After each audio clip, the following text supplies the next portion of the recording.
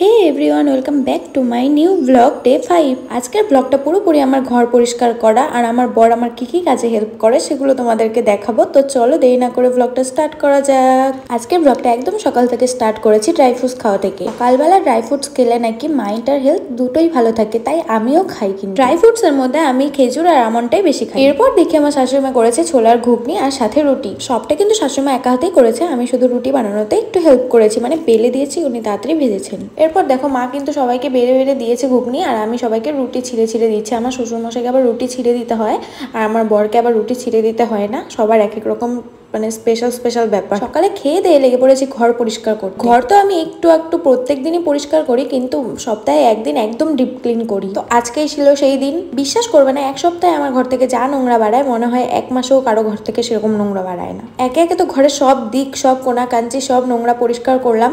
এর মধ্যে আমার বরকে দিয়ে এসি আর ফ্যানটাও পরিষ্কার করে নিয়েছি। ওইদিকে কিন্তু মা রান্না করছে আর আমি আমার ঘরটা পুরোপুরি মুছে ধুয়ে একদম দেখো সাফ করে ফেললাম। একদম ঝকঝকে লাগছে পুরো। আর ঘরটা পরিষ্কার থাকলে মনটাও বেশ ভালো থাকে। তো ঘরটার মুছে আমি একবারে স্নান করে ঘরে ঢুকলাম।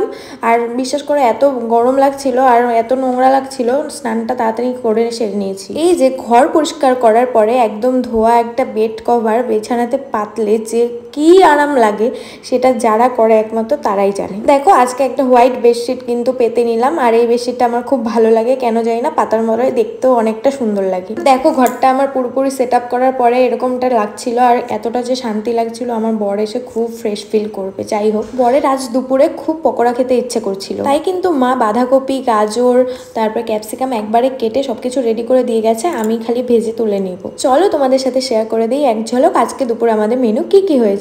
দেখো তোমরা তো জানো আমাদের নিরামিষ মেনু চলছে, চলো দেখে নিই। ডাল, পকোড়া, সাদা ভাত, পোস্ত দিয়ে আলু সজনে ডাঁটা, আর ছিল মোচার ঘন্ট। খেয়ে দিয়ে গেছিলাম ছাদে।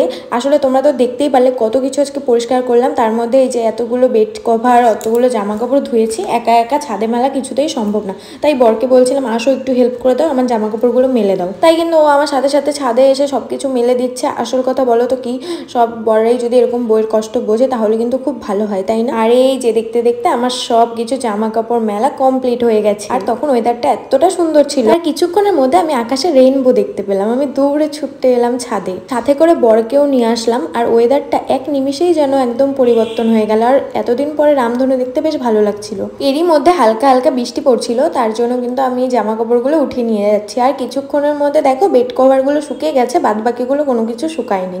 আকাশ আগে রামধনু উঠেছিল, একটা সুন্দর রেইনবো উঠেছিল, রেইনবো উঠেছিল দেখলাম। ভগবান যা করে মঙ্গলের জন্য করে। আমি এতক্ষণ ঘুমাইছিলাম, এক নিমেষে ওয়েদারটা চেঞ্জ হয়ে গেল। আর আমার বরের এদিকে ইচ্ছে হয়েছে বেলকনিতে বসে গ্রিন টি খাবে, তাই আমি ওর জন্য গ্রিন টি করে নিয়ে আসলাম। ওর যে কত কিছু ইচ্ছা হয়, তোমাদের বরের কাদের এরকম ইচ্ছা হয় বলো তো? আর জানো তো, থেকেই কেমন জানি বৃষ্টি হচ্ছে। সন্ধ্যে না হতে হতে আবার চায়ের অর্ডার পেয়ে গেলাম। রাতে আলু সিদ্ধ, মিষ্টি কুমড়ো সিদ্ধ দিয়ে চা ছিল, সেগুলো দিয়ে গরম ভাত খেয়ে নিলাম।